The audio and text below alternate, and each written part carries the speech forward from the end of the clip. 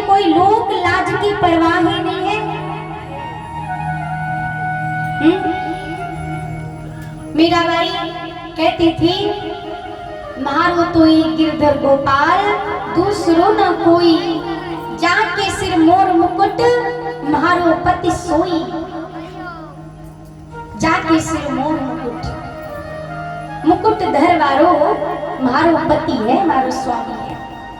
मीराबाई हमेशा एक गिरधर गोपाल के गुणगान गाया करती थी, जो कहा करते थे कि तुझे लोक लाज की चिंता नहीं है, सारे हमारे कुल की मर्यादा को तुमने मिट्टी में मिला दिया। आज ना उस कुल का पता, ना वो कुल की लाज रखने वालों का पता, ना उनकी सास का पता, ना उनके राणा जो उनके जेठ जिन्होंने विष पिलाया उनका भी नहीं पता। महाराज आज अगर कोई दुनिया में है तो वो मीराबाई गाई जाती है। सोचो, जो कहता है कि ये लोक लाज, ये दुनिया भला ये किसकी हुई है? केवल अगर हुआ है तो वो एक भगवान हुआ है। मीराबाई तो हमेशा गाती फिरती थी, बसो मोरे नैनन में नंदलाल, नैनन में नंदलाल, नैनन में नंदलाल, बसो रे मोरे नैनन में नंदलाल। कभी महसूस करो भगवान को अपने इस मन मंदिर में बिठा करके ना, कभी उसको महसूस करो कि वो मेरे आसपास होता है तो कैसा लगता है। देखो कहते हैं, मोरे मुकुट मत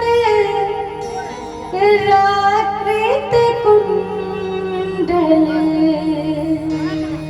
मोर मुकुट मत राकृत कुंडल, कल्प जंती माल, बसो रे मोरे नैनन में नंदलाल, नैनन में नंदलाल, नैनन में नंदलाल, बसो रे मोरे नैनन में नंदलाल, बसो रे मोरे नैनन में नंदलाल। इन आंखों में दुनिया भर के दोष बसा के रखते हो कि वो ऐसा करता है, क्यों करता है, उसने ऐसा क्यों किया। हर किसी में इन आंखों से तुम्हें अवगुण दिखाई पड़ते हैं, इन आंखों से तुम्हें बुराई दिखाई पड़ती है। क्या कभी इन आंखों से तुमने उस परमेश्वर को देखने की,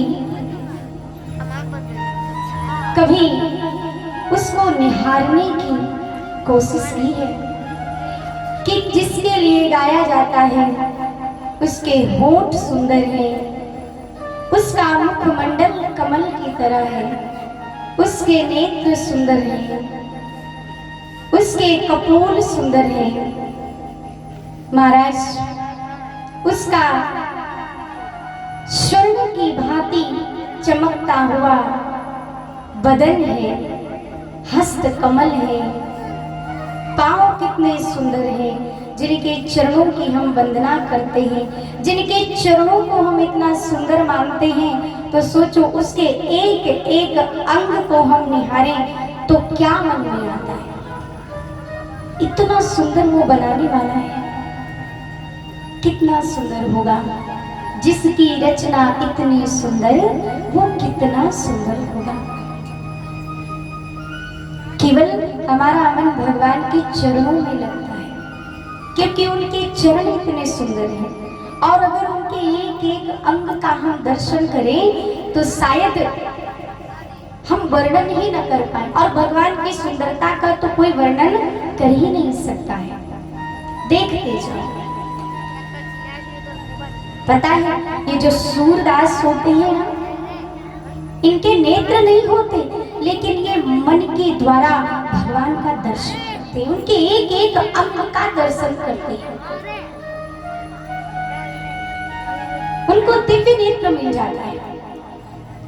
और जिनके नेत्र नहीं है, वो मन की आंखों से उनका दर्शन कर लेते हैं। और यहाँ हम सबके भगवान ने दो दो नेत्र दिए, तब भी उनका दर्शन नहीं कर पाते, तब भी दर्शन नहीं कर पाते।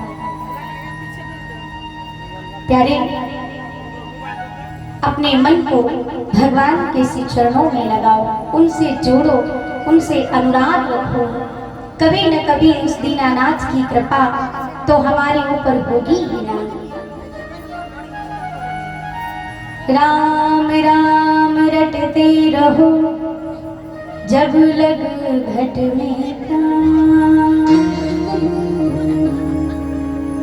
कभी तो दीनानाथ के भनक पड़ेगी का। विश्वामित्र जी आए, भगवान राम बोले नहीं, आपने सुना। और जब विश्वामित्र जी आए और महाराज दशरथ जी को मनाते मनाते हार गए। लगा कि जैसे महाराज तो राम लक्ष्मण को देंगे ही नहीं।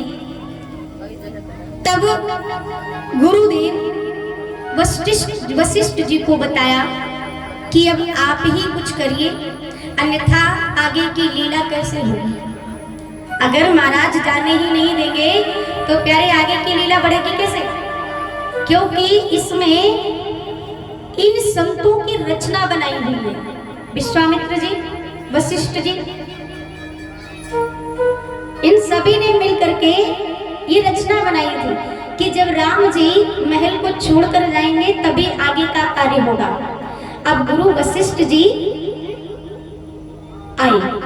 अब गुरु वशिष्ठ जी आकर के महाराज दशरथ जी को समझाते ही कहते, राजन आप ये बताओ,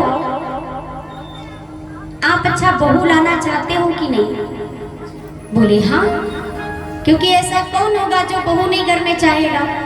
बोले चाहते हैं। बोले तो इसीलिए इनकी कुंडली में लिखा है कि ये एक संत के साथ जाएंगे, एक ऋषि इनको लेने आएंगे, उनके साथ जाएंगे, तभी इनका विवाह होगा।